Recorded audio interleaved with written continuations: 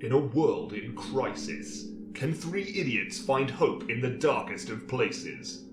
Will love conquer all, or will hate win out in the end? This is a show called Hate.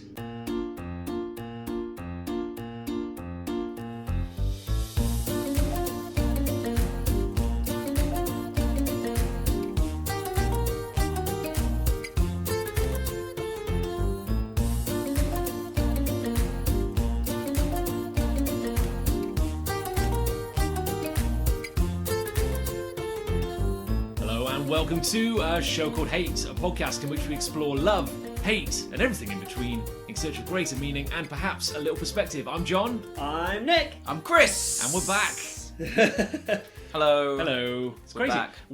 I guess we should apologise for not being around last week. You love apologies. I'm not going to apologise. I'm going to retract your apology. You've got nothing to apologise for, Nick. It Have I not? was Rayman and I who screwed things up by going to the races. Wow. Well, I'm definitely not going to apologise then. Technically. Yeah. We had a laugh. Only technically. Only technically. I mean, it's not that we don't not really. enjoy recording the podcast. We just enjoyed not recording it more that week. Exactly. If that makes sense. Well, besides, we had a pretty good run. We did like 4 weeks in a row. Yeah, where we hit- That's probably a record. maybe Yeah, less. no, it is. Maybe less. But if you are new to the show, we have a very simple format here. Basically, every week we each bring a topic of love and hate to the table for discussion. We decide whether it is worthy of hate or love. And then we decide whether hate or love wins out. That's really all there is to it. It's a pretty flimsy premise, but we make it work. Yeah. And you can join in. I would say use the hashtags, but those never really caught on, Nobody did they? uses the hashtags. I don't think hashtags in general are going to catch on.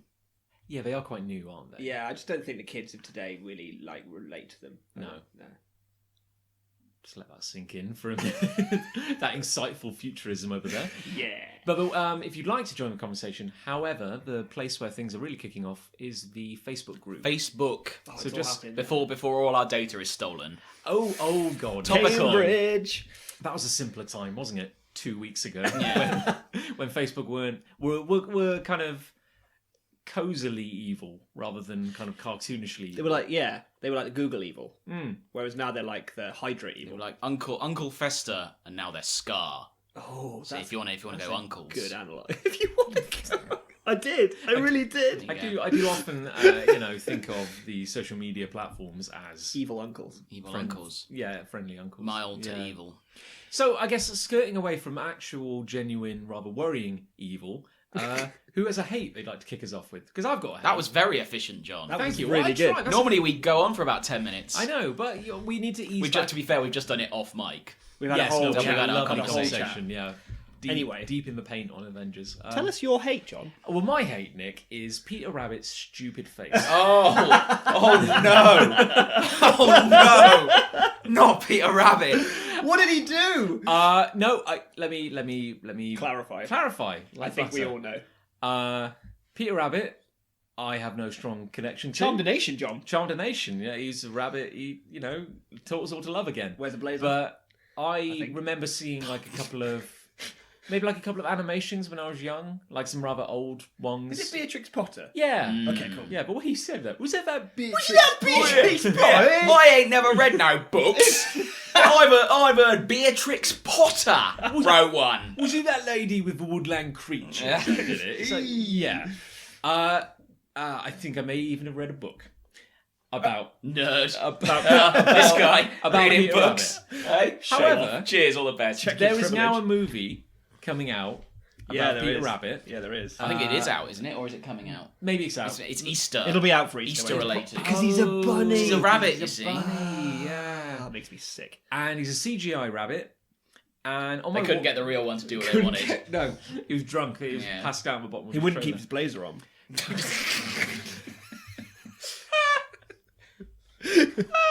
Please call me Peter. Mr. Rabbit was my father's name. Okay.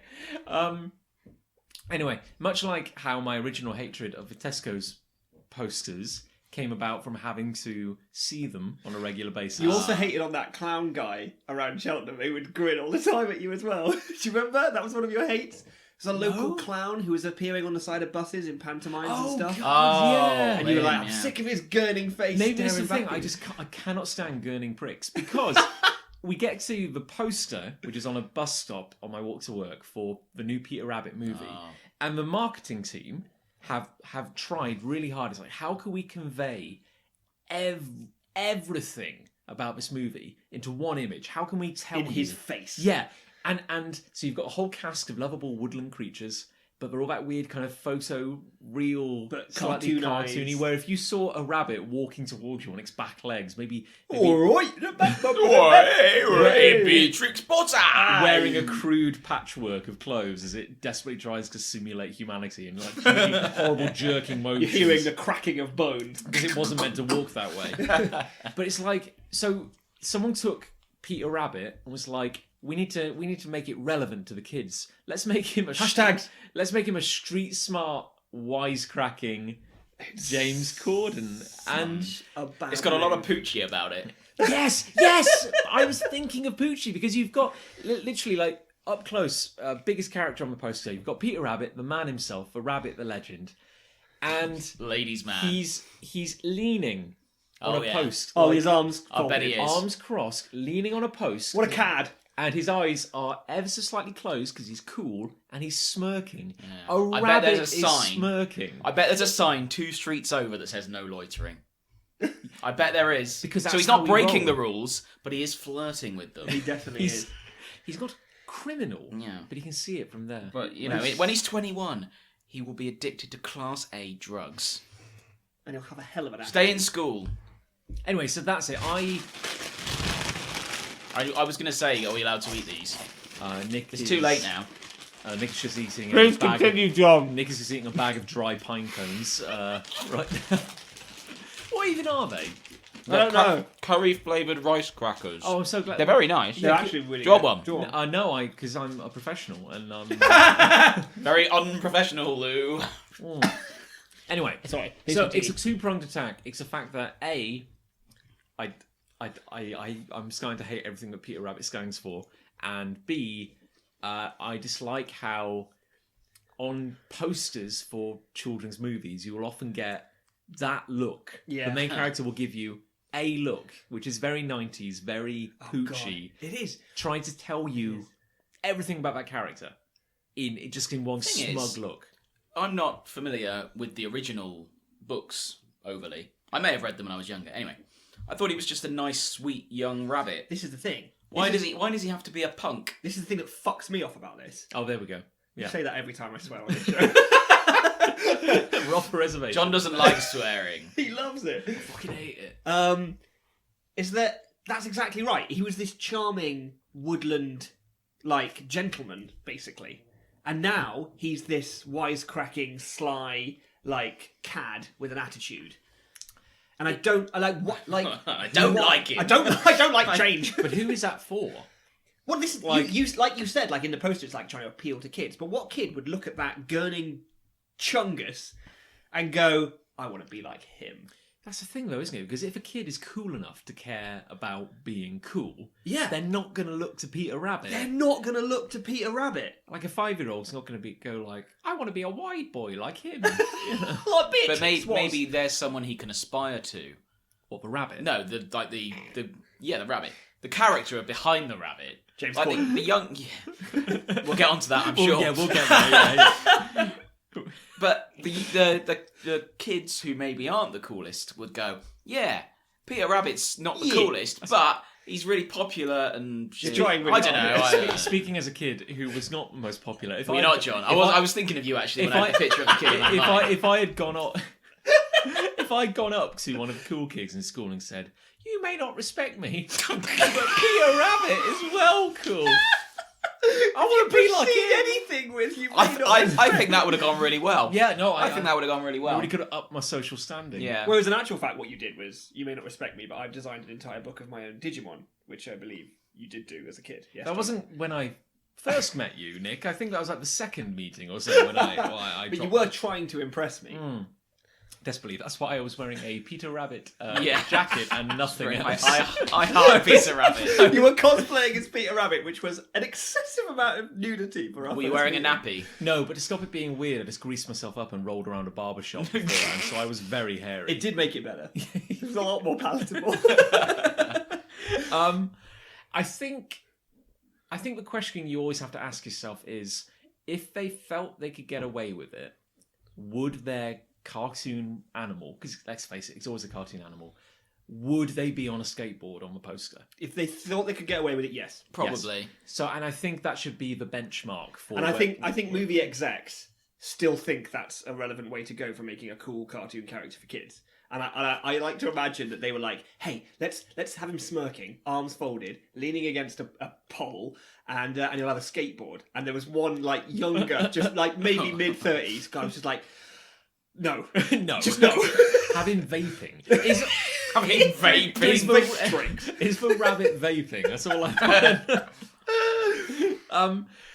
someone said a while ago that you can always tell that, like, on average, screenwriters are at least 20 or 30 years older than the audience they're trying to appeal to. And because 20, 30 years behind. And the example they brought to mind was in the 80s, all the 80s movies that came out in the 80s, there was this really odd trend where the bad guy, or like the bully, or the punk, like, you know, the one who picks on the hero, Yeah.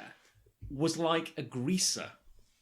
As in, like, wore like leather. And had like their hair Like a slicked sort of back. like Teddy Boy sort of Yeah, because it's like the guys writing those movies in the 80s were thinking back to their childhood in the 50s. Yeah. And so, that's mad. That's so true. and now you have, like, I guess what, we're coming up on the 2020s, and it's like this idea of what's cool is like the 90s kid kind of, if they'd have like those snap bracelets. But most people acknowledge that there was nothing cool about the 90s, even when we were living it. Is the 90s coming back? That's my bigger concern. It's the worst yes. decade. Oh, shit. Why Yes. did you say that so categorically, John? Because a while ago I saw some music videos. Oh, God. The music of the young. Yeah. And This music smells of the young. everybody looks like... Are they all wearing loose-fitting clothing? Yes. Everybody looks like I aspired to look as a kid in the 90s. Like, Incorrectly, I yeah. might add. Lots of... I swear, like, curtains are coming back in, like the hair It's thing. terrifying. We're Baggy destined to clothes. stay in this time loop. Yeah, Yeah, where we are. nothing will ever Oh, change. you look improve. so 2000s. What is that? What is the look of the 2000s? It'd But be we're like very Kate, much- Kate Nash, wouldn't it? Kate Bitter. Nash. Because I ate a lemon. Too much lemons. Good God, that was awful. We're in a sort of place at the minute, though, with like popular culture where it's referencing the 80s. We've got things like Stranger Things and Thor Ragnarok. Yes. And Ready Player One coming out soon, which is all that stuff. So does that suggest that the movies are sort of a few years behind the fashion? I don't know, or maybe like But the then Peter people Rabbit's on it. making movies are a tiny bit older. It's like it's slower. It's a slower process. Yeah. But bear in mind, people who are taking their kids to see this film are probably our sort of age. Yeah. maybe Yes, slightly that's true, older. actually. That's Yeah. very true. So it will appeal to them as well. They'll go, But I hey, don't- remember this? But I don't want to be reminded of the 90s. No, but you might have enjoyed Peter Rabbit. What? You see what I mean? If this was Jonathan the Rabbit, or some other name, the Rabbit. I don't Let's follow. say Donick Yeah. the Porcupine. Let's say Donick the Porcupine for argument's sake. Right.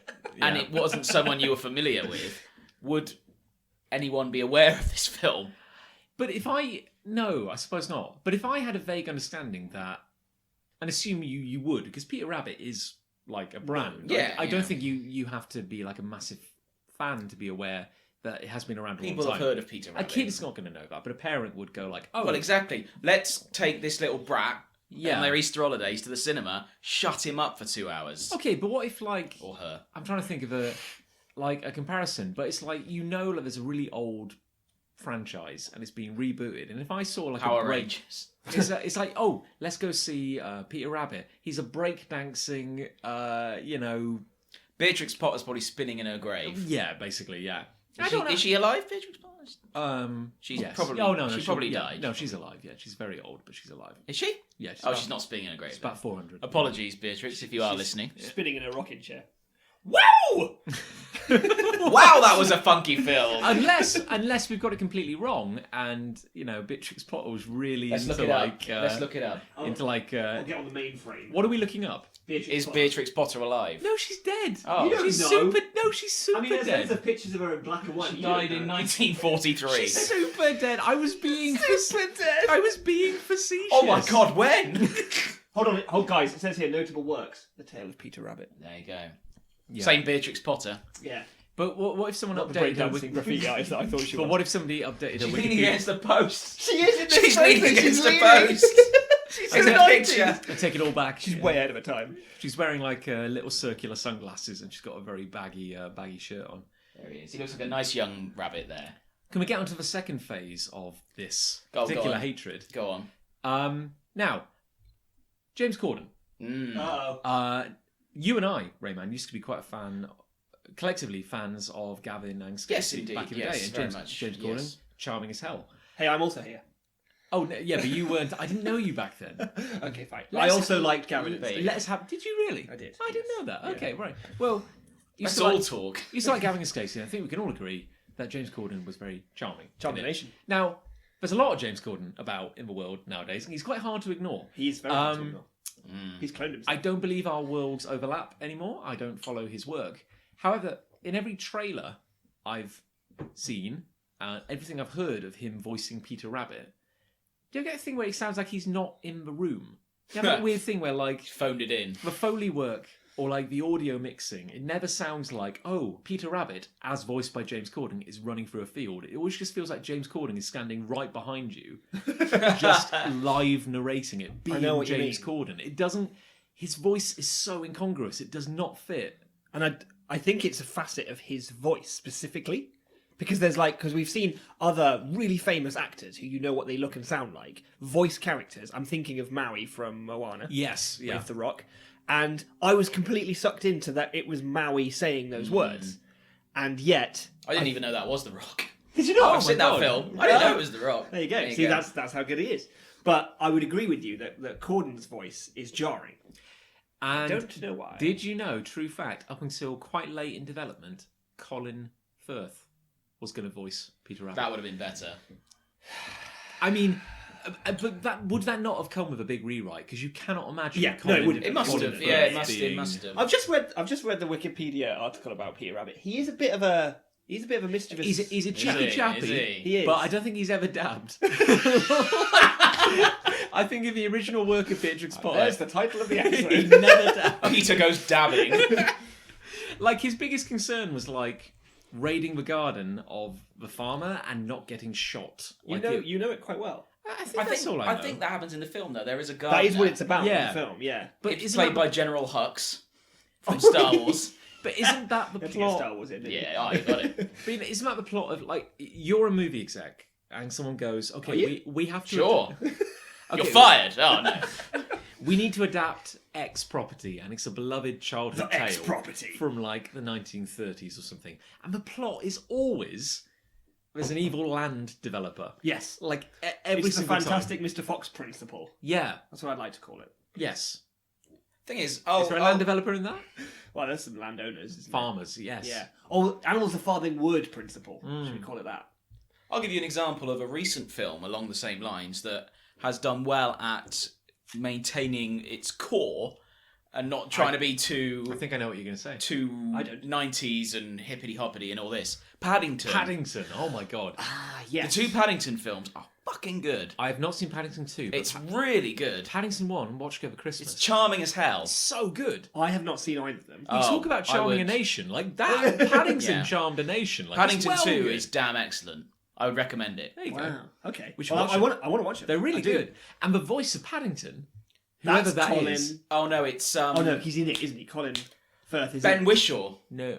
Oh, Ben Whishaw. Yes. Who is Ben? He's the new Q from the He's Bond Q, movies. yeah. Oh, is he? Yeah. Oh, right. Well, he's well good. Yeah. No, he's really good. It's got Hugh Bonneville. Hugh Bonneville's in it. Bonneville, Hugh Grant was in Paddington 2. Was he really? He's the bad guy. Oh, my. He's very See, good. the thing is that by bringing up Paddington, we've entered into an area where I get a little bit annoyed. Which is this whole like Don't like making bears. a very British movie Yes. thing, and like it's obviously an export idea. So the idea of films like Paddington and a lot of other live action movies, films like Your Love Actuallys and all these other things, are Yeah. obviously made to be really British, and you have to have people like Colin Firth and Hugh Grant in those movies because they're the selling USP. for the American market to buy that British movie. And I feel like Paddington, I didn't want to watch it because I thought it was going to be one of those. It's very, like trying to be British. But since hearing what you guys said about it, I do want to watch it. It is. I know exactly what you mean. It is trying to be twee. But what I'm saying, I'm not slamming Paddington. I get what you're saying. What I'm trying to say is, it seems to me like Peter Rabbit is trying to do what Paddington did, while simultaneously trying to be the British twee export. The thing about Peter Rabbit is, I don't know. I honestly don't know what it's trying to be, because James Corden is British, obviously. Well, he's well known in America, but he's massively well known in America, and that's got to be a draw. So he's just being like, "Hey, Cheeky Jaffy." Well, I think they think they're onto a fucking goldmine with this, because everyone loves James Corden, British export stuff, and charming woodland creatures. But then they're all just kind of like street smart, wacky. It doesn't make any sense. And I think that what you said there is exactly probably the biggest problem with it, is to go from, if you're going to make this twee British country cottage like lovely charming thing, and then you're going to put this weird like 90s attitude spin on it, then what are you making? Like this is no longer the brief, is it? Because I thought it was meant to be this twee British thing. And I think what Paddington does really well is it actually kind of subverts a lot of that. Oh, okay. Like there's this whole thing about like Paddington, having grown up in the Peruvian jungle, has this dream of Britain because he met an explorer, and that I was laughing in the first like 2 minutes because I was kind of like very old, like pith helmet kind of old school explorer. Brilliant. He's like, I was travelling light, which meant I only had one travelling piano and stuff like that. And he's got like a manservant like carrying a small piano behind him and stuff like that. It was very funny. And but he's got this crazy idea of what Britain is, and he thinks it's like tea and crumpets, and then he gets here and it's nothing like that at all. And it actually, and all these moments, right? It's a bit shit. It's more than a bit shit. We all know that. Yeah. And he had, and it's like all these moments where you think, oh, it's going to be a bit twee, it's going to be a bit insufferable. It actually wasn't. Like it always See, that's really cool. Turn. That's cool. I want to watch it. It is. No, you should. It is good. It is good. Both of them. I think the second one's better, actually. I look forward to. I was So, very glad to see it. Anyway, I think I've talked long enough about that. I agree with you. Yes. Yes, I'm with you. Shall I go? Go for Please. it. I'll go. I've been trying to think of a way to put this into words, so I'll just try now. Spontaneously. On air. Not practiced at all. Big brands that diversify and... what's the word? Just go out into different overly saturated marketplaces. Yeah. Oh, yes. I'll give you 2 examples that spring to mind. Okay. Carling cider. Right. Yep. Right. And McDonald's doing salads. yeah. So what? Yeah, they sort of fragment into other areas. Like, who wants a Carling cider? We have cider. Yeah. I have cider. I've got cider here. If I wanted weak, watery cider, I just pour some... I don't want Carling's bastardised cider. And I'm 100% behind this. In fact, we were having a conversation last night about Microsoft. Yes. And we were saying, Microsoft, just let it go. Nobody wants to use your Internet Explorer. Nobody cares. You can do some stuff great, but you don't have to do everything. I know, it's like, just do one thing, really. That's it, it's just... Yeah.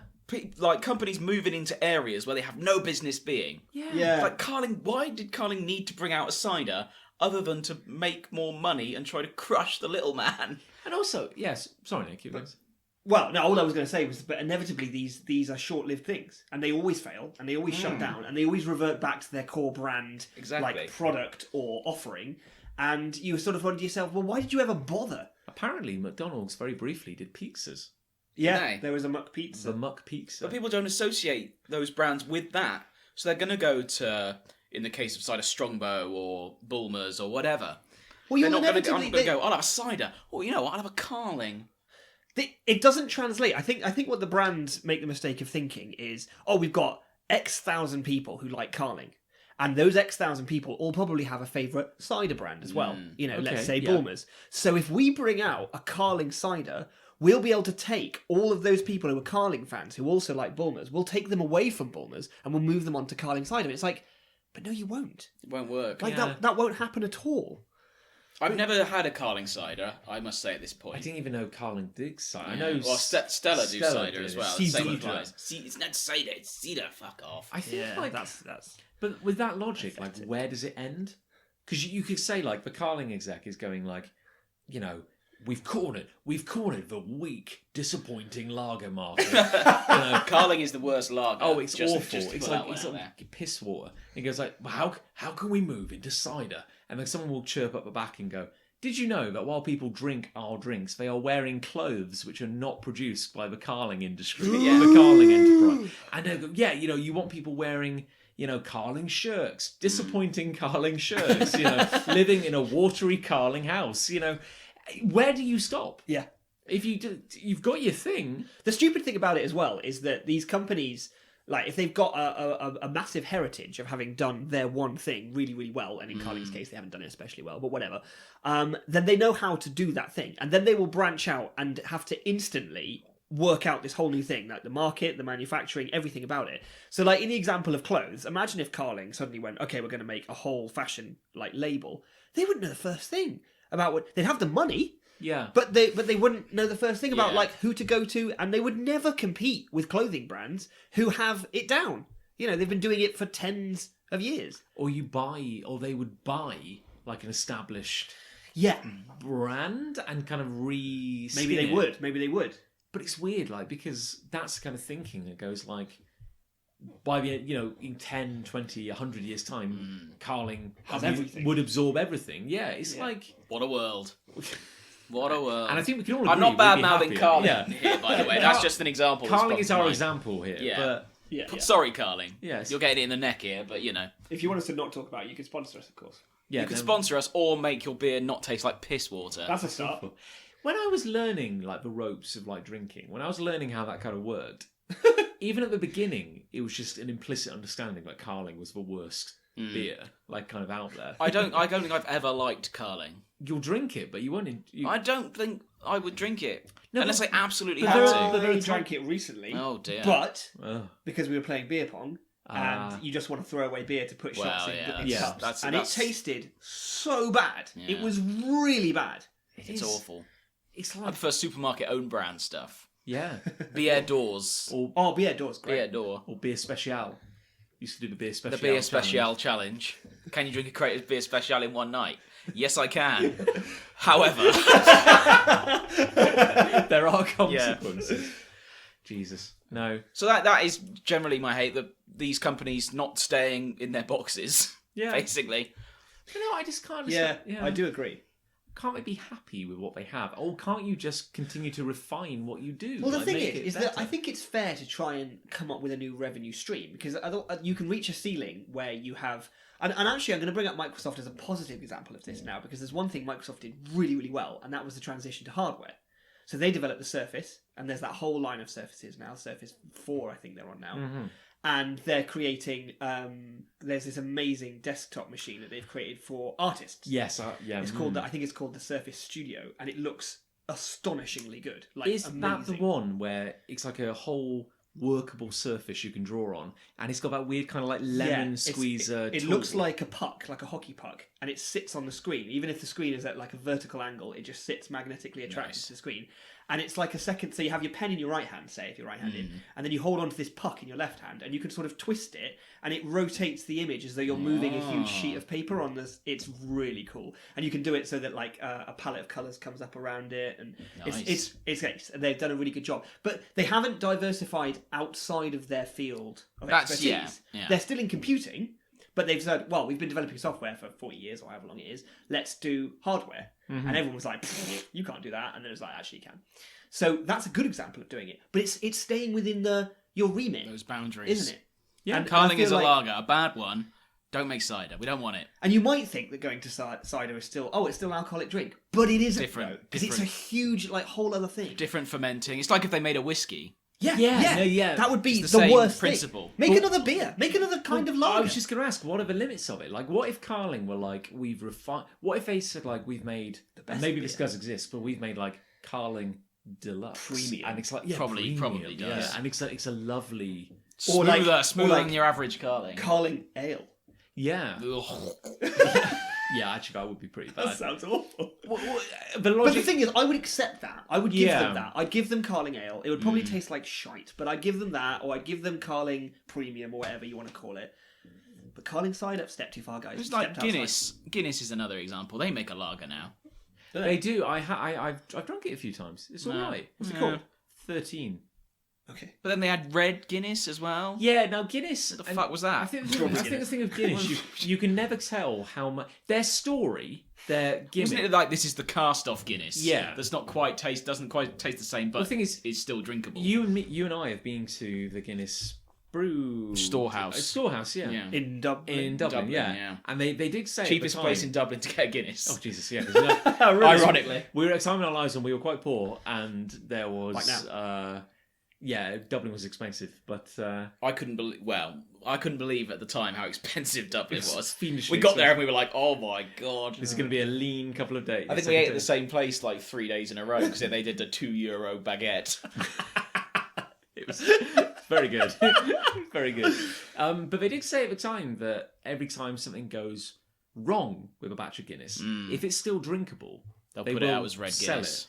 Now, when Is they it cheaper? I presume it's when they started, I can't remember actually. well, I don't know. I don't think it exists anymore. But here's the funnily thing: enough. like, if you maybe that's a myth, though.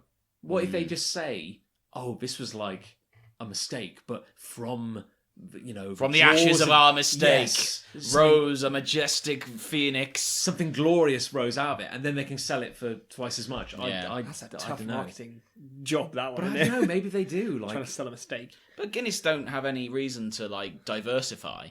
They pay what €5 in rent every year, something like that. really? Because Really? they're Well, so they have good a for- 1,000-year lease. What?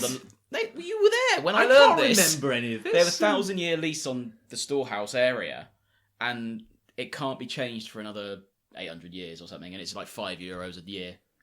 Wow. Maybe not that low, but you get So the their idea. running costs, at least in regards to that area, are incredible. Nothing. Their rent is an insult, but it benefits Dublin in that the tourists go there. But etc. you're our kind of like branding expert, Nick. But like when you look at Guinness, I mean, they've got to be like they could do nothing. They could change nothing and still be riding high. Guinness are a great example of really good branding. Yeah. Yeah, definitely. And the funny thing is that I believe they've like sponsored rugby teams and stuff in the past and stuff as well, haven't they? They've sponsored the league, the rugby There we union go. league. Yeah, because I know I've seen like rugby shirts and T-shirts and stuff with the Guinness logo on, and the beauty of it is that it's become. See, this is where they haven't. I don't believe Guinness have diversified into making clothes, but people have wanted clothes with the Guinness logo on because it's a badge of. You want to show people I'm a Guinness fan. I like Guinness. So that's like merchandising rather than branching out into fashion design. And because their brand is so strong and their design is so strong, they can do that. But one of the biggest things I think they have in their favour is that purity. Like they go above and beyond to say we just make a great beer, and that's that. But also like the type of beer they make, they have no competitors. Yeah, true. No one is making No stout. one is making stout. There was one other stout company which I can't even remember the name of now. That's just crazy. telling you you so there you yeah. go. How crazy is that? And if Carling said, "Hey, we're going to try and make a stout," Carling like, yeah, stout, piss off. it would die. Yeah. Oh, I don't think they're untouchable to that. They've almost end, aren't they? they've almost got to the point where they own it. Yeah, like they're the only people making the thing they make. Yeah. That's mad, isn't it? I had a Guinness in Indonesia from a minibar. Tasted like Coke. Doesn't. Wow. Oh, Doesn't no, there travel. is Guinness that is carbon. It's whatever. got like it's got a widget. Carbonated. Yeah. You get like Guinness when you used to get a can of Guinness, it just tasted like black fizzy beer. Yeah, But then but they- now it's smooth as anything. Yeah, we do have Hook it the to my veins. draft quality. What do they call it? Whatever. I I don't know, yeah. Something like that. But Anyway, there you go. I agree with you. No, I that's a agree good with point. you. Yeah, just Yeah. be happy. Happy with what you got. Okay, Go, Nick. go. Take us home, Nick. 2 words combined into 1 word. Wiki feet. Oh, What? I'm glad you say that. yeah. because What is that? I can guess. There's a and website. I don't like where this is going. There's a website out there, Right. and it is just for pictures Oh, of no. feet. Oh no! It's an encyclopedia of feet pictures. Question: Yes. scientific or just No. no? for perverts. I think it's. I think it is. It's a sex thing. It's mostly celebrities. Right. Okay. So the idea is, and the only way I discovered it was because I think I googled a celebrity at some point in my history. And then added feet to the end. Yeah.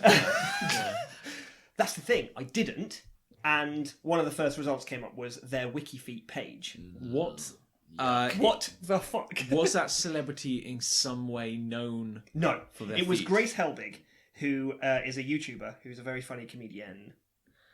And I happened to Google her. I think I was trying to find her website, and her WikiFeet page came up. That's gross. It is, isn't it?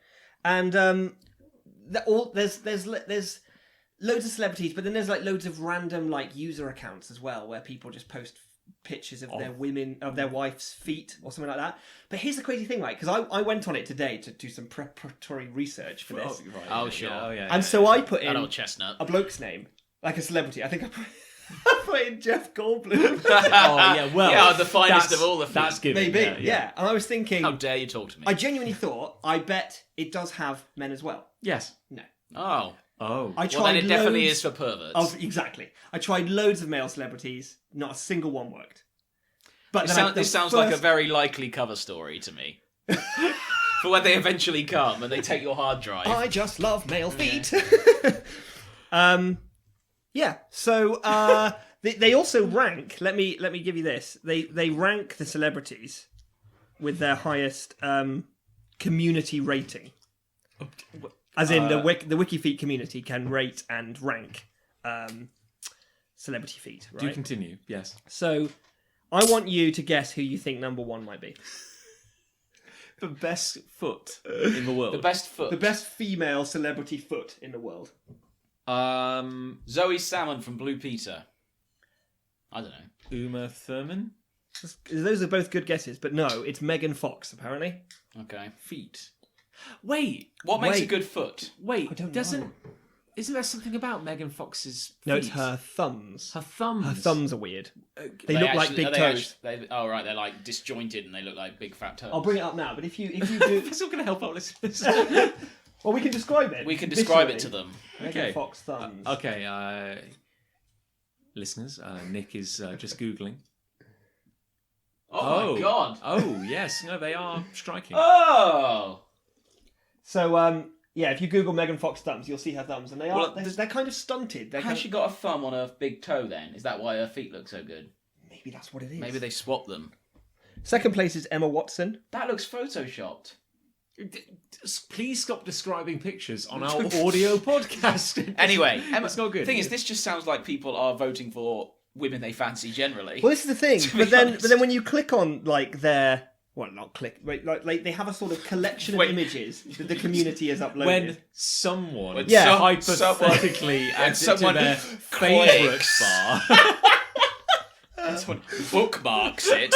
Oh, I just need to delete my whole hard drive. Blast my cat. Blast my cash. Yeah, you just get hundreds of pictures that the community like, but they're accessible pictures. They're just like general pictures of them like on a red carpet. And nothing.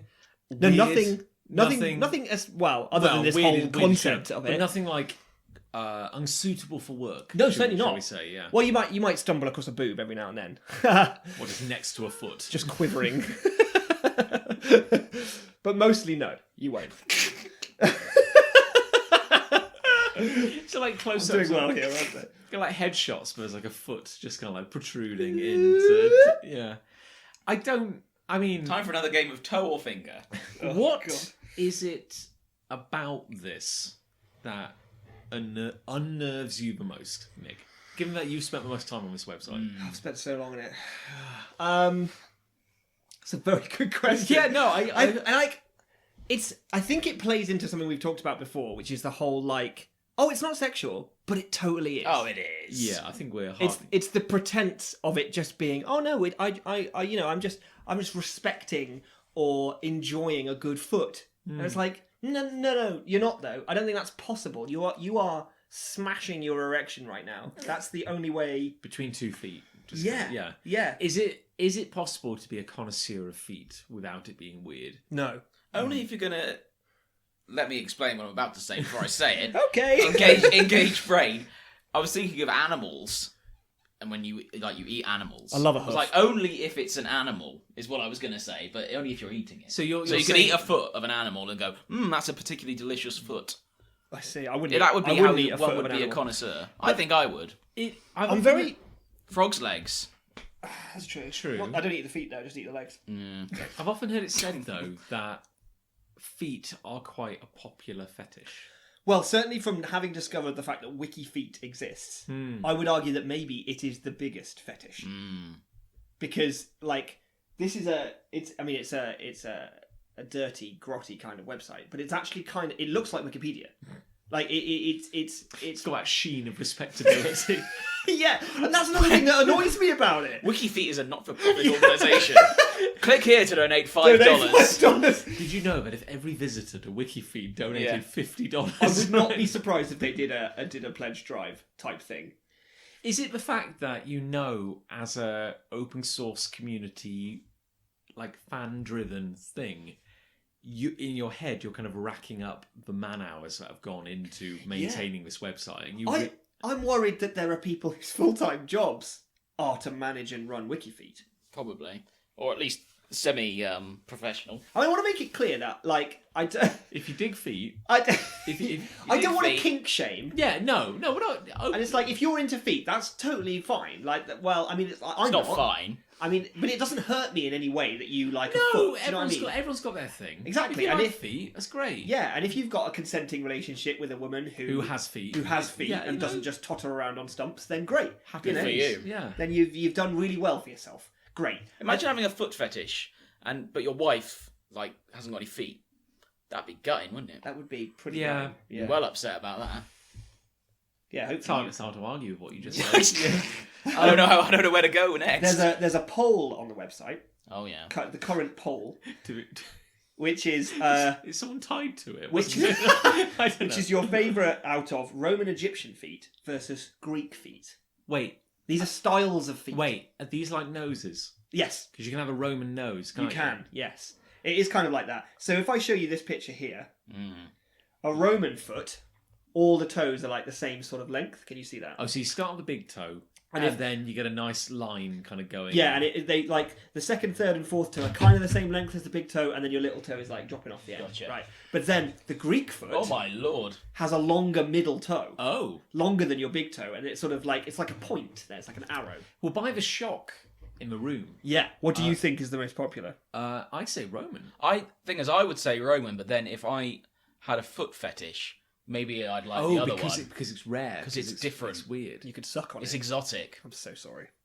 Well, you're right that the more standard foot, the one that we didn't go "Whoa!" to, Is more. is more popular. Oh, okay. Does- Well, they're not complete weirdos. 76%. Is there an opposite version where you've got one really long little toe and a tiny big toe and it slopes the other way? That's what Megan Fox has got. Yeah. Because I'm thinking about my feet now. I think I've got a Roman. It's all I can do not to take my socks off at the I moment. know. I really want to take my sock off and kind of like. I'm not going to do it. I'm I've not going got to a give in to Roman. this. No. Thing is, my feet weird Lucy out because I have toes long enough to pick rich grasses and pulses Herbs. and feed on them directly, Like a monkey man. Yeah, just because I can pick up pencils with my feet and sign my name. You're quite dexterous with your Yeah, feet. yeah. Some people probably be really into that. I remember seeing a thing as a kid which always stuck with me about a guy who worked with fireworks and inevitably you don't even know where I'm going. No, I He know, blew his roughly hands know off. where it's Yeah, going. I think I do. And inevitably, he'd ended up blowing all his fingers off one hand. There you go. So they had taken some of his toes, and they had taken his big toe off one foot, and they'd reattached it where his thumb used to be. And his name was Megan Fox. But he basically on his right hand, he had his big toe, and he had like two fingers that were left. And he could use it like a thumb. Yeah. Bloody But you've got to have a big toe to begin with, Thing is, like he a couldn't big rob any big toe banks, to could begin he? with, or it's not going to work. He wouldn't be able to rob any banks because his prints would be like really, really noticeable. They'd be like, "Who kicked this door open?" Barefoot. That's very impressive. I think Yeah. it's the pretense of it being this legit, like this sheen, as you put it, to the website. Like it's trying to be like Wikipedia, when it's clearly just it's fine if it's a fetish, and maybe people who have a fetish don't want to have to go to the dirty, grotty websites. They want to feel like they can go somewhere more public and clean. But I still feel like it's a lie. It's like they're living a lie. I think personally, if you have a fetish or if there's something you're really into and it makes you happy, more power to you. It's Absolutely. great. If you wake up one day and you're curating an online community which has 80,000 members and it is a 10-hour-a-day job, I would put it to you, sir, that maybe your time and effort has been misplaced, and you should maybe just go dating and find someone who has feet and is okay with you. Like Prince Charming went to Digging find Cinderella, didn't he? 'Cause Yeah. she had feet. I'm just saying, like, Something like that. I think one of the worst things about it as well is that the women in question don't know they're on there. Yes. And I know this for a fact because Good Mythical Morning, which is a YouTube show that I like, has one of the women crew who appear in a lot of the videos. She has appeared barefoot in a few of their videos before, and as such has developed a weird, well, I shouldn't say weird, but a fan base for her feet. Okay, I'll say it. It is weird. Who have then created a WikiFeet profile for her. Okay, well, you've just tipped it over the edge for me. It's gone from being like, oh, what a weird but harmless hobby, and now it's like, oh, great. And she was then presented this information, and she had this God. profile page on a video, and you could tell, like, she was fine with it, but you could tell she was a little bit sort of like, what else is on there kind of thing. It must have felt a bit strange to her to have that happen. The thing is, her. there's like polite fine, and then there's like, oh good god, or Yeah. like someone has categorized my feet and screenshotted like every moment. I know, and that's got to be weird, hasn't it? I mean, for her, like I'm not saying now that the fetish itself is weird, but from her perspective, to have had pictures of her feet like scrutinized and posted onto a page, I think that's weird. That's odd. Yeah, you've turned it for me. At first, I was like, it's harmless. weird and quirky, and then I was like, oh yeah, you're right. Someone is, that's Jacking it. I don't like the idea of a middle-aged man masturbating over my feet. there. Okay. I'm glad You said it. There it You said is. what we're all thinking. There it is. Oh my Jesus, that was my activation phrase. I've got to crush capitalism. There you go. Well, In summary. Thanks, guys. Well, it's hard to disagree, but should we go into some hate mail? Yes, Hey, Dale. Okay, Imi, a long-time listener, multiple-time writer, says, I hate it when people feel they have the right to touch me just because I have tattoos. I don't give a shit if you want one. Don't grab, don't stroke, don't take photos, don't invite your mates over to look. This is my body. That is a bit weird. That is weird. That's very weird. There's a massive invasion of personal space and privacy. I can't say I've encountered this. It may be because I'm a male. Maybe. Is it because your tattoos are in a very intimate place, and if they saw them... What, my arms? They're not intimate. I'm talking about the other tattoos. Oh, my penal tattoos. Yes, your penile tattoos. Yeah, that's just not cool. No, it's really not. And speaking as a man who is about to get a tattoo in Whoop, whoop. 2 days. Are you? 2 This is news to me. Yes, breaking. Well, mind you, by the time this episode comes out, I will have the tattoo. Oh, sweet. Maybe You'll I be red should. raw. When's this tattoo coming? It's going to be Where? on my left inner forearm. What is it? Or are you keeping it a secret? It's just behind you there. Yes, sorry, I could hold Oh, show me, yeah. it for the benefit of Rayman. Oh, there it is. Do you recognise that design? Yes. Yes. It's, Yeah. the ring. Yeah, it's basically it is the same Nicely design done. that goes on. I was like, is it? Yes, it is, yeah. It's basically by the time. I mean, there's no point in hiding it because by the time you Post on the Facebook.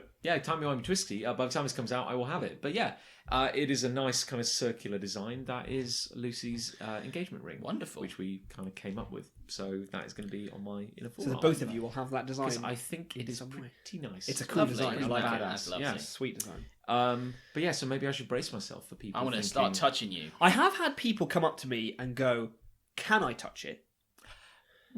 And I think because they think that it might be raised, or there might be some sensation there, and I've been like, "Yeah, right." But they have asked. I don't mind. I mean, it's still a bit weird, I guess. Yeah, I do find that weird though. Because why would you? Surely tattoos. Look with your eyes. Yeah, and tattoos by their very nature are visual. Yeah. It's like the They're joy pictures. is seeing them. You know, it's not like having I got a nasal tattoo. You know, I got some kind of like Internal nasal tattoo. I had smell particles injected under my skin. It's Oh, like, imagine if you could do that, like a permanent, like olfactory tattoo, so you could just smell feces all the time. Oh. I mean, you wouldn't go for feces, would you? Unless you loved feces. Probably not the most popular. I remember seeing a guy. Wiki feces. I remember seeing a guy who had his Wiki-feces. eyes tattooed. Oh, no. I bet that exists. Probably does. I'm not going to Google it. It'd be like wiki poo or something, like, you know. Because I think even if you're into it, you wouldn't want to call it feces. I think you'd want something like Wiki Todd. feces. Wiki Todd. Wiki Tods. Yeah, fair. I remember seeing a thing about a guy who got his eyeballs tattooed. Yeah, he got the whites Oh, yeah. filled with black, Saw didn't that, he? yeah. That's not good. It's especially not good because it's quite a recent thing, and doctors are saying, like, we don't know what the long-term effects of this is. He could be blind in 10 years. Like, we That's know... his own damn fault. We've been doing tattoos for hundreds of years. We know that there's no fallout from them. But, like, tattooing eyes, not sure about that, guys. Yeah, because the eyes, you only got 2. Yeah. I've got a lot of skin. And you need them. They're so important. Oh, God. I think all the time about losing my eyes and how much it terrifies the idea of it. Like, my whole world is visual. I know. That's why I lock you indoors whenever there's a solar eclipse. 'Cause Yeah. I'm like, Nick, if you lose your eyes, we are all out of business. I'm a willing prisoner, don't get me wrong. I won't let you do anything risky at all. On a lock and key, 8 months a year. Anyway, yeah, sorry, Imi, we agree. People are horrible. Yeah. Jack writes in, I hate the Friends. The Friends. I hate the I hate the Friends. Friends. I We're hate, friends. I hate the Friends theme song. It's annoyingly bland, but also annoyingly catchy. Yeah.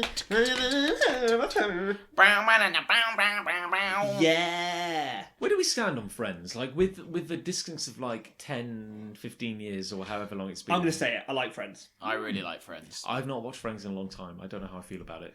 I watched some episodes recently and I laughed a lot. Yeah. I think it's recently come onto Netflix, which is probably where you've seen it Yes, recently. it was. Yeah. And a lot of young people are going, "Oh, it's racist and sexist. Fuck off." They might be right. But it was made in the 90s. Do you know what I mean? If you don't like it, Don't watch Peter Rabbit. don't watch Peter Rabbit. Don't watch Friends from the 90s if you're going to be offended by 90s things. I'm sure it's made its fair share of slip ups. Yeah, but I think you're right though. There's something to be said of it was of the time, as in like, they're not making it right. They're now. not making it right now, and if they were, Exactly, it'd be a different thing. I think at the time, because it used to be a case of like, oh, which one are you? It was like the original personality Yes, test, it and I'd be was, like, yeah. thinking back, I was like, I'm probably Ross because he's very geeky, and it's like, but thinking back about it, like in later years, I'd be thinking like Ross was a bit creepy. Actually, Yeah. Like he was. he kind of like pursued Rachel for years, and Yeah, he then did. Yeah, didn't he seem did. massively healthy after all. No, he was also though probably the funniest character.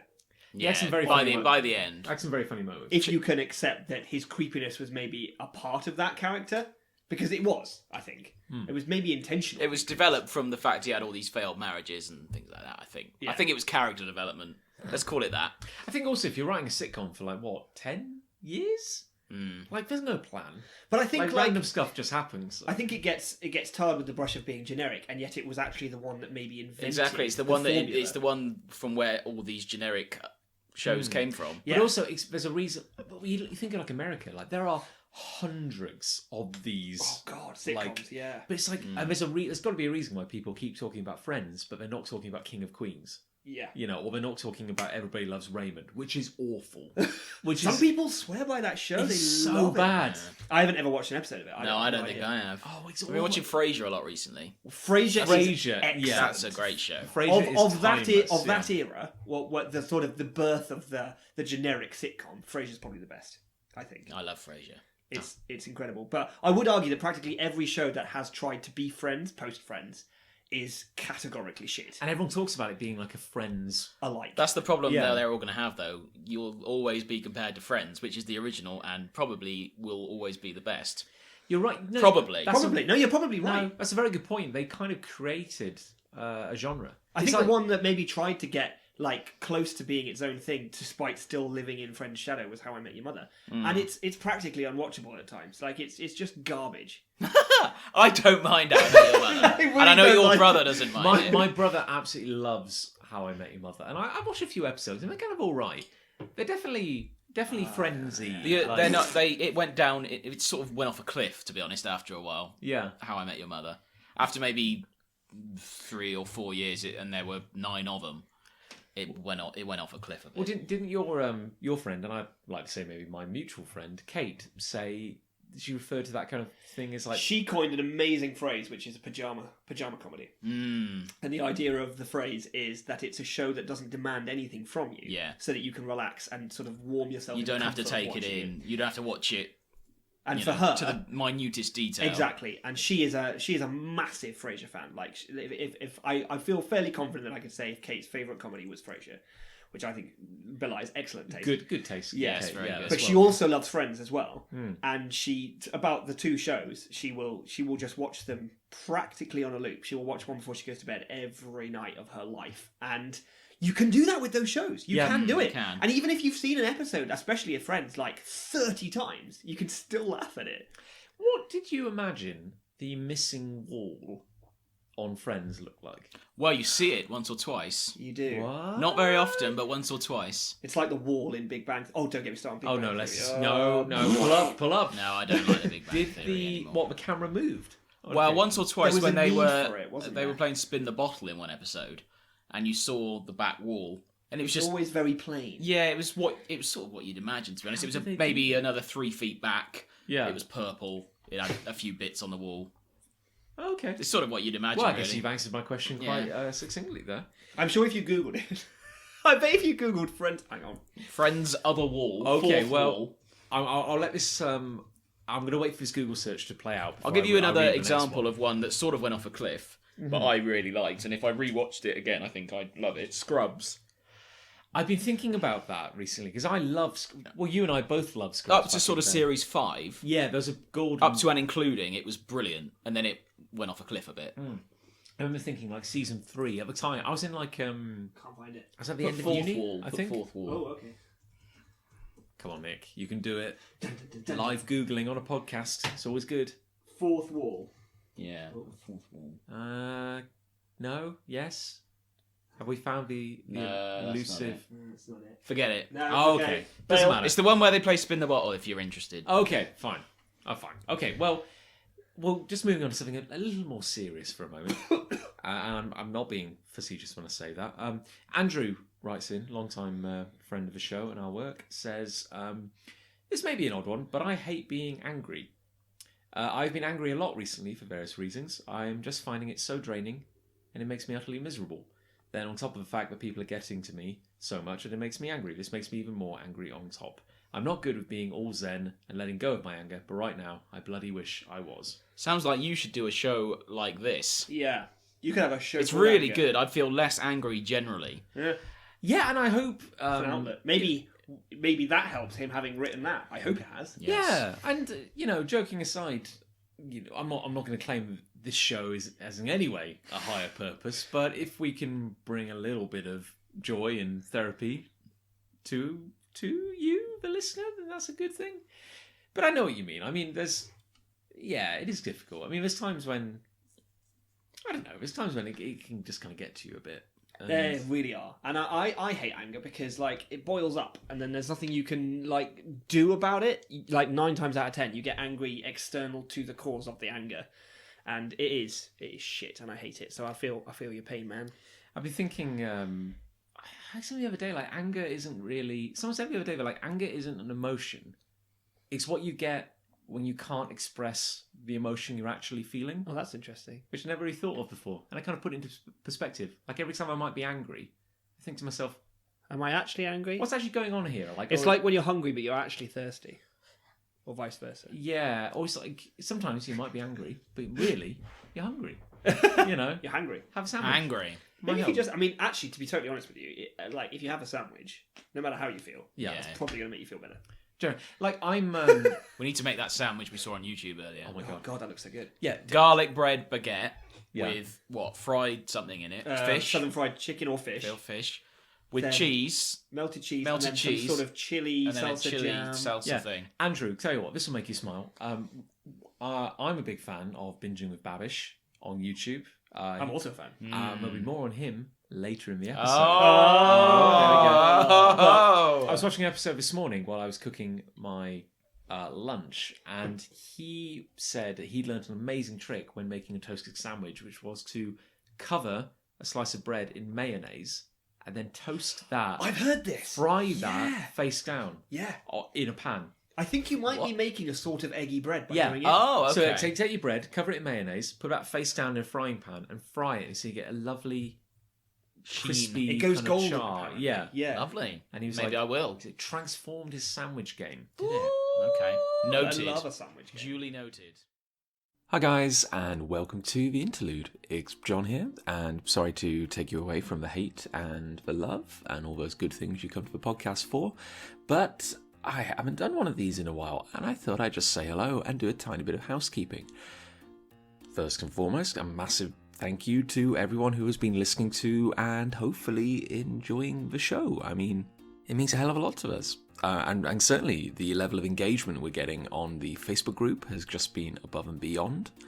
Thank you for continuing to share your topics of hate and love. It really does make this a lot more interesting than just 3 angry men shouting in a bedroom, because that's, there's enough of that in the world.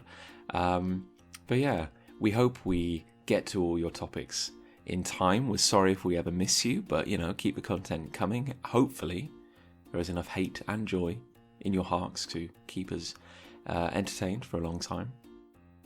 Outside the world of podcasts, given that Big Punch Studios makes comics and all kinds of entertaining nonsense like that, we are on the brink of something quite exciting as a small publishing studio. Just this month, we have published issue 13 of Extraversal, our quarterly magazine, and I can hardly believe we made it to this point, but incredibly we did. We are beginning our massive crossover, our year-long crossover event. The fact that it coincides with a certain big movie studio large budget event is entirely unconnected. That was not the plan. But we're on the verge of something pretty big for our little company, and a journey that began several years ago now with The Heavenly Chord, which was a crossover between the worlds of Afterlife Inc. and Seven String, a crossover that really began our company. And now, in the 4th year of Extraversal being in publication, all the worlds are overlapping. So we've got Cuckoos, we've got Orb, we've got 99 Sorgs, Catamaran, even some familiar faces from outside the book, he said, being coy, kind of getting in on the action. Really can't tell you how excited we are about this. Even if we weren't doing a crossover, even just the fact that we've made it to issue 13, which seems almost impossible to imagine. I mean, there were some naysayers. There were people who said it couldn't be done, and Schadenfreude. It gives me a certain degree of joy to say that we did it. We were just too stupid to quit, and now not only are we in double figures, we're on the unluckiest number, 13, which has got to be a good thing. I mean, there's a lot of issue 1s out there in the world. You don't see many issue 13s, and I'm really quite chuffed about that. Hey, and if you'd like to enjoy Extraversal, please head on over to www.bigpunchstudios.com/Extraversal, where every issue, including the elusive free comic book day version from 2015, can be found, and all issues can be downloaded digitally for just name your price. You can pay whatever you want, including 0, which is in our books a number as well. However, if you would like to support us in making these funny books, you can through Patreon or becoming a subscriber of the book. There are more details on the website, but if you head on over to www.patreon.com/BigPunchStudios, for $5 a month, you can enjoy a physical copy of Extraversal through your door every quarter, or every season, or every 3 months. They're basically the same time period. But yeah, we're super excited about it, and we're incredibly, incredibly grateful to the patrons and subscribers whose support lets us keep doing this. I mean, it's kind of humbling, actually, and we really are just blown away by your kindness and generosity, and we hope that the stuff we put out in return is entertaining enough. Hey, and if you're enjoying this podcast and you would like to get in on some of the bonus 3 episodes, what's wrong with my voice, speech impediment, the 3 free? Is it a number, or does it cost nothing?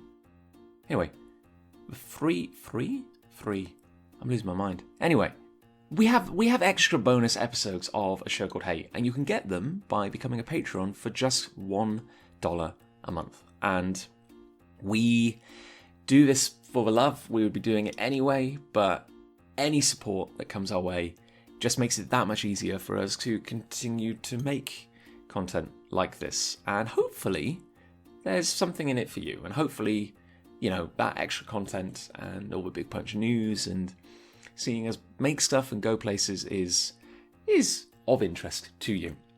We don't advertise a show called Hate. In fact, the only kind of magic we have at the moment is word of mouth. So, if you would like to do something for the show, if you would like to help your Hate Boys spread their dark message to an even greater audience, please consider telling a friend. Tell a friend, and maybe they'll enjoy it. And if they do, maybe you should also direct them towards the Facebook page and group, because it seems like we've got quite a nice little crew of people forming there, and it's wonderful to have your interaction, and it would be even greater to have more people in there. So please, your homework, if you choose to accept it, is tell a friend, spread the love, spread the hate, but spread the love a little more. And hey, if you find yourself on iTunes and you'd like to write us a review, that would really just mean the world. But hey, that really has been enough shameless promotion and navel gazing from me. I will shut up in a second. The only other things I will add are that, the aforementioned Extraversal, since we last spoke, we have successfully printed and distributed Extraversal Volume 1 to our Kickstarter backers, and it is now available to the general population. If you've never read Extraversal before and would like to kind of get started, this is really a wonderful place to dive in. You can get it on the Big Punch store on our website. And yeah, that's about it. We're just ticking along, doing our thing. As ever, we hope you're enjoying the podcast. I'm going to shut up now and send you over to the love. But thanks again, guys. Means the world, and we'll see you next time.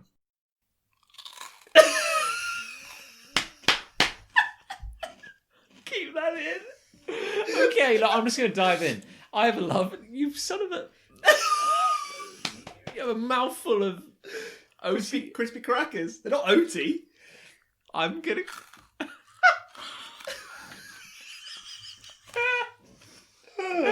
Okay. My love is baking bread. Oh. Something I've never done before in my life. Do you mean Breaking Bad? Oh, yeah, no, it's meth. It's meth. Meth. I've never made bread before in my life until the last couple of weeks, and I've now made 3 loaves of bread, and it is incredibly enjoyable. Is it? Both Does the it making, taste nice? Yes. Okay. Well, like I said, I made 3 loaves.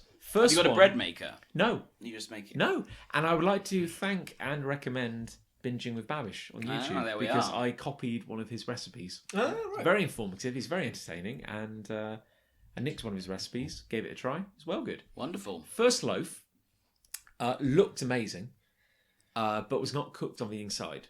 It was kind of like doughy. And second loaf, well good. Someone on You have to Facebook. change the temperature. Is that what it's about? I'm not entirely sure what I did differently. But I mean, the first time I didn't add any butter, which I was meant to. I just didn't have any. Second time I did Is add that butter in bread? This particular recipe, Okay. yes. I was going to say. You can do versions without. Fine. But the second one was probably perfect. It kind of like, you cross-section looked just like a perfect slice of bread. Golden on the outside. It was just wonderful. Third one, which I made the morning before we went to the races, Oh, yes. I remember you making it. was very, very tasty. I've just finished eating it, but didn't quite rise as much. Gotcha. And it's really good. And as a kid, I had a VHS tape, and I don't know where it came from, but it was called like, it was something like Baking for Kids or something like that. And despite the fact we never once did a recipe from it, we never once did anything we saw in that video. But as a kid, you can get weirdly like obsessed with things. Yeah. Rewatch it. We rewatch watched it. that video over and over All and the tape over out. again. Really? And it was like a nice woman and a bunch of kids, and she was teaching them how to like make stuff with dough. And all I remember as a kid is how kind of like cool the dough looked, and you just really wanted to like play with it. And they were Dough is pretty cool. and they made If like only they made something called Play-Doh. they made a hedgehog loaf. So they made like and they used scissors. I know, yeah. Little safety Oh, yeah. scissors to make little snips in the ask, dough. ask a parent to do that for you, though. Yeah, Good to make it advice. look like spikes. Oh. And it was funny, like I was utterly obsessed with it. And Tiger loaf. That's a Yeah, type which of That's is bread. another kind of That's a type of bread. that's Yeah. got a weird kind of like tangy, Crackly exterior. Yeah. How'd you do that? I'm not entirely sure how I feel about tiger loaf. I've had it before. Tiger loaf. Yeah, I but it's like weird. tiger It's like yeasty and bitter. Brioche. Yeah, brioche is good. Brioche is That's nice. butter. Bread Yeah. with a different name. That's a very, very deep cut reference Yeah. there. But no, it's well good. And I think what's really cool is that it's tasty at the end, but kneading the dough is incredibly therapeutic. Yeah. Oh, is it? Yeah. Can you get some of your aggressions out on it? Our man Andrew should maybe make some bread. Yeah. Yeah, Andrew, give Recommend it a that try. too. Make some bread. If Check you don't make bread, at least watch Binging with Babish. Yeah, That'll that's sort you out. very entertaining. But no, it's like it's something kind of magical about it. Like a bit of bread, bit of water, and you get this amazing golden, doughy, gooey stuff at the end. Wonderful. Sounds like the best thing since. Oh no! Oh, What is it? Best thing since. I can't think. The metric system. The metric system. system, That's yeah. it. And that's really it. I've got nothing else to say other Lads, than Wonderful. making bread is nice. Cool. Yeah, I like it. recommend it. I'm It's on board. really that simple. I'm on the train. We should all try it. Okay. Okay. I'll do it. Yeah. I'll fuck it up, but okay. That's it. Sorry, I've got nothing else to say. That's fine. No, Give us- let's give us a laugh. rattle through them. Well, in the interests of we've been doing recommendations for our loves over the last few weeks, I'm going to recommend a new show I'm watching on Netflix. Oh, Netflix. Which I'm enjoying very much, and it's not the kind of show I would usually watch. It's like an American thriller show. Oh, okay. It's called Designated Survivor. Oh, It's got Kiefer Sutherland Oh. It's is about in it. American presidents and stuff. Yeah, so Yes, I basically, have heard the about premise of the show is that, and I didn't know this, you have a designated survivor for big congressional events, big Congress events, who just goes to a safe house in case there's a catastrophic event. So at the opening of the Congress, etc., when everyone's there, someone will be a few miles away or wherever watching it on the telly. and is it always that person? No, it's on. I've looked it up since watching the show, and it's always it's sort of a Semi-random? a low level member of the Senate or whatever. Okay. So cabinet. So this guy, whose name is Tom, played by Kiefer Sutherland, that morning has been fired from his role on the cabinet and told he's going to be moving to Canada. But he's also asked to be the designated survivor during the opening of Congress. Right, okay. And the Capitol building is blown up with everyone inside it. Every single American Whoa. person of power is blown up in this explosion, and he, because he's the designated survivor, becomes the president. Wow. Right. And then the show is all about getting to the bottom, and I'm only less than halfway through the first season, of how this happened, and him coming to terms with the fact he's been going from nothing to being the president, and Congress is now 2 people. And he's got no cabinet, and the governors are all against him, and it's about him coming to terms with being the president, and also trying to figure out who's blown up I was going to say, Capitol is that part Hill. of it Yeah, as well? Well, Like, who... that does genuinely sound interesting, but like, what's stopping them just replacing all the people who were lost? that's its next step. He's got to replace people, Right. but obviously, if you blow up everyone, Yeah. it's pretty hard to A, recover, and B, build it from there. So, because I possibly don't understand enough about American politics, but who are the governors then? Governors are they're based in The their states. oh, okay. State governors. Okay, so that's the So bridge between... everyone else is in Washington. So that's congressmen, members of the Senate, etc., etc. I don't understand it fully, but they were all blown up. Wow. So yeah, he's coming to terms with, except one guy, there was one survivor from the explosion, and he was there, but he survived. Yeah, and he's now a suspect in the case. Oh, right. Unofficially. I thought it was going to come down to like there was one surviving Democrat and there was one surviving Republican. Well, that was it originally, because the Republicans had a designated survivor as well. Oh. Who I can't remember the name of the character. It's a woman who operates now in the White House because there's no one else to do it. But she's got her own agenda. She's trying to basically usurp him. Right. So He's a Democrat. So what turned you on to that? I got a recommendation from a friend.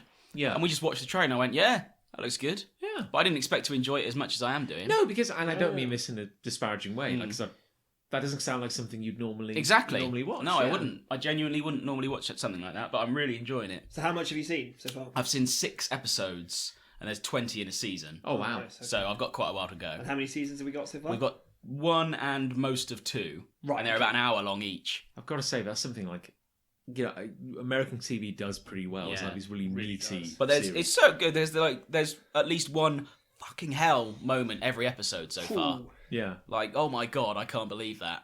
So it's really good. Anyway, there you go. In the interest of recommended shows, give it a go if you're struggling for something.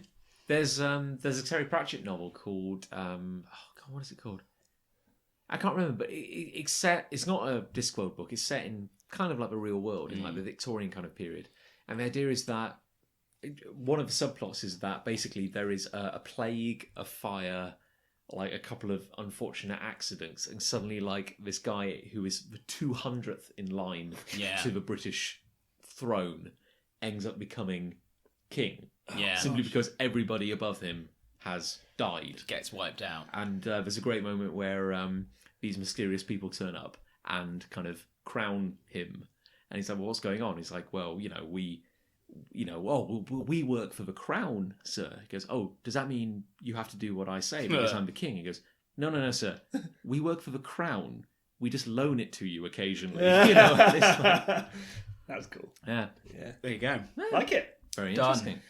Cool. Well, my love could sound a little bit like an advert, Oh. but I promise you it's not. Okay. I love crossovers.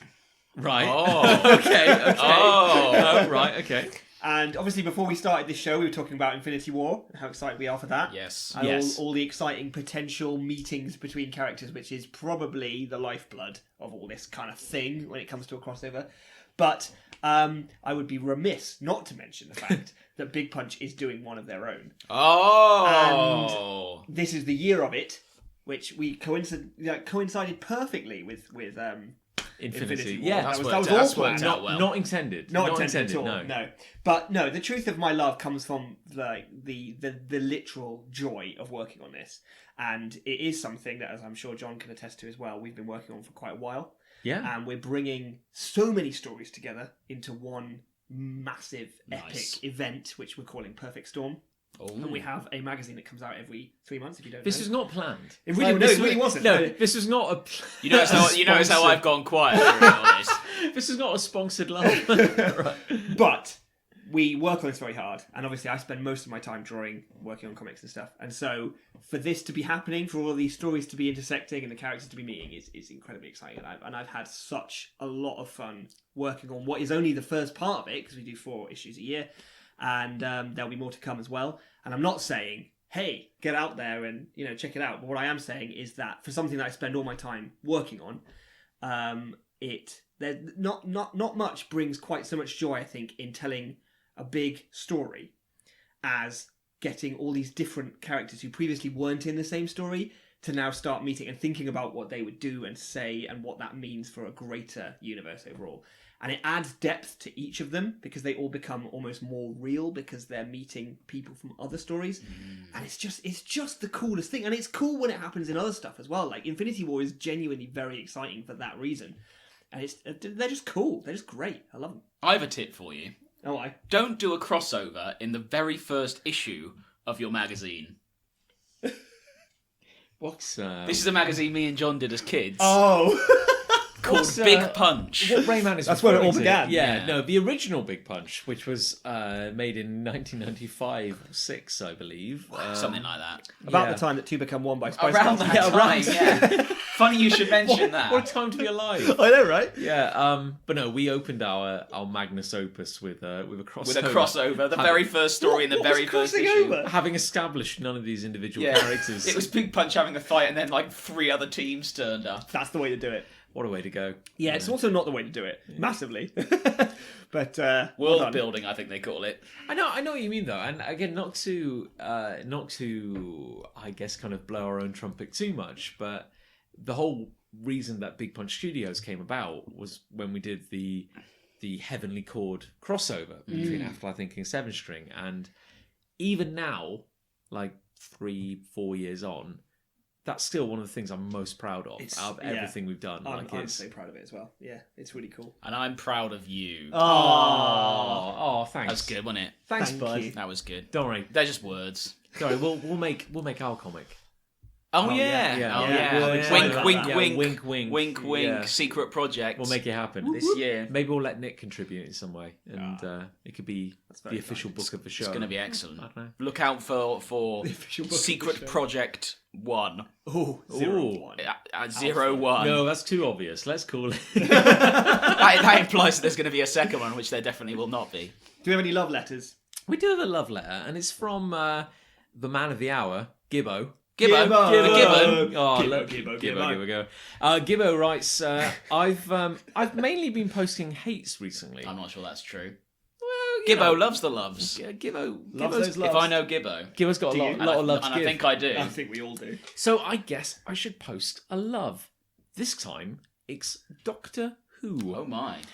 I have been watching the series since I was young and have never stopped enjoying it. It is an amazing series, and unlike other media franchises, there is always more things. Oh wait, there's more. Sorry, Gibbo. No, I was waiting for the rest to load. First time reading. Come on, John. There are always more things to experience, so there's never a feeling that I get with other shows when I reach the end of a series. Furthermore, Oh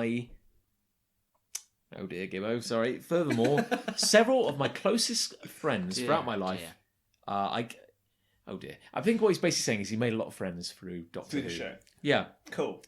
Well, it's hard, Well- hard to disagree. Well, I with appreciate that in two respects, and I'll give them to you. Tell me. One, I like that he's made a lot of good friends through it, because I've made a lot of good friends through supporting Gillingham, who I never would have met otherwise. Cool. And it's just weird how life works out sometimes. A guy called Tom came to the races with us last week. We don't really talk about football anymore. Me and him. He's just my friend. And yet you met him through football. I met him through football. We support the same team, so That's cool. things like that I like. No, it's weird. I remember the very first show I went to. I, at the time, was trying. I was on the forums for Loading Ready Run, which is a Canadian comedy troupe that Lucy and I really connected over when we were first going out. And I remember posting on the forums, hey, I've actually made a comic. I'm going to my first ever show. I'm going to be exhibiting. And this chap on the forums was like, oh, awesome. I'm coming to that show. I'll come say hello. Oh, Nice, wow. nice. And it was amazing because we still, we don't see each other very often, but like we interact on Twitter occasionally and everything. But it's like we never would have had that connection. I never would have met him in person if it hadn't been because of a shared. It's funny. It's a love funny of old something, world. yeah. It is. It is. No. And Doctor Who's all right, When's the new series starting? It's the end of this year, isn't it? End of this year, yeah. End of summer, I think. Yeah, it's weird. I kind of like I like Matt Smith when he was in it. I've only ever really watched it when Matt Smith was in it. everybody has their Doctor. Yeah. Basically, I kind of like. I watched some of the Capaldi stuff and thought it was very good, and then there was also bits I thought weren't very good, and then I kind of drifted away from it for a bit. But Yeah. I might come back to it. I think I'll come back. I'm think intrigued. In the past, when I haven't especially connected with a Doctor or a series, when it then changed and a new Doctor appeared or a new series started, then that was always like, oh, this will be my jumping on point.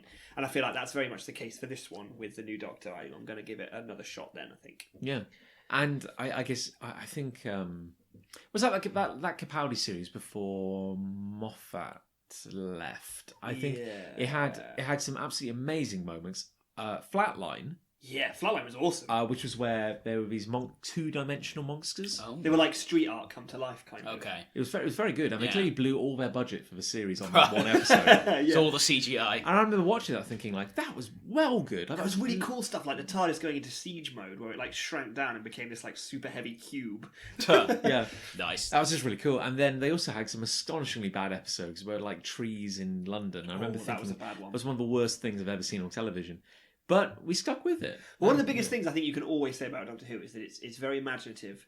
It's always pushing the boundaries of what we might accept to be a sci-fi show, and it's always trying new things. And I think that because we've always got this regenerating new Doctor thing going on, like if you fall out of love with it for a bit, you'll probably find love in it again later on. And because it's like the bits I didn't like, you could blame, because there's a lot of different writers, a lot of different creators have worked on it, and if there's bits that didn't work, you can blame it on the script, or you can blame, and you can't blame the concept, which is the concept is excellent. Oh, good God! Like the concept is amazing. Potentially one of the best. And if I had the option, I would absolutely jump to work on that in any way. that'd be cool. You can probably just chuck any idea at it, can't you? That's the thing. Like, and go somewhere with it. Yeah, you should be able to do anything you want. should be able to. Yeah. So that's, we can't disagree with that. Cool. Now, I was going to say we had another love, but I honestly think we covered it in our last episode. I don't think we've had a lot of loves this time around. Never mind. Oh well. That's disappointing, isn't it? Well, where do we what go can you from do? here? God bless you, Gibbo. Thanks, Gibbo. Gibbo. If we didn't have Gibbo, then we wouldn't have had any love from anyone else. Gibbo's really like the fourth pillar on this table of hate we've built yeah. right now. Yeah. Well, I guess the only question left to ask is, what do we feel won out? Hate or love? Hate. I think hate. I always say hate. It's pointless asking me. To be honest, like how strongly I feel about WikiFeet, it's got to be hate. Yeah. No, and I think like as much as it was. To be honest, I'm just mad at Carling now. Yeah. I don't want a Carling so badly. I mean, we all had some nice things to talk about. I should say at this point that I'm drinking knockoff Lidl version of Strongbow. It's good though. That I acquired after a football match in Portsmouth. Woodgate. Pear cider. That's like an own brand, is it? It's a Lidl version of Strongbow. Well, I'm drinking. Well, I've just finished an old golden hen. But what's interesting is it's in inverted commas. It's in like it's a quote. Quote marks. It's its stage name. Which makes me wonder whether it's not actually old golden hen. It's like old gold. Yeah, it should just say below it, wink, wink. Because you can have speckled hen. Is this also like a knockoff? It is official, but it's a sister beer to Old Speckled Hen, I believe. Well, prior to that, we drank a gem. Or gem, depending from, on your reading of Bath Ales. That was good. Which is really nice, actually. I think that was the beer of the evening. This is from hate Lidl. one tonight, I think. Yeah, I think hate one tonight, but it was entertaining, and really, that's the real truth. That's why we've all come here. Yeah, we come here to hate. Well, you know what? Should we call it a day on Hate Train? That'll do, pig. That'll do. Okay, so I guess what we need is a really concise. Oh, the usual concise ending. sign off. Yeah, like we you always want do, like option A. Option A, please. Yeah. So, remember, all of you on the out, not in the podcast, out Me. of it. No, not you. Hang on. Not ones not in it. Well, Nick. I don't. No. follow The ones who aren't in here now. The ones hearing. What, it. like Ali? The ones with their ears. No, I can not hear them you. downstairs.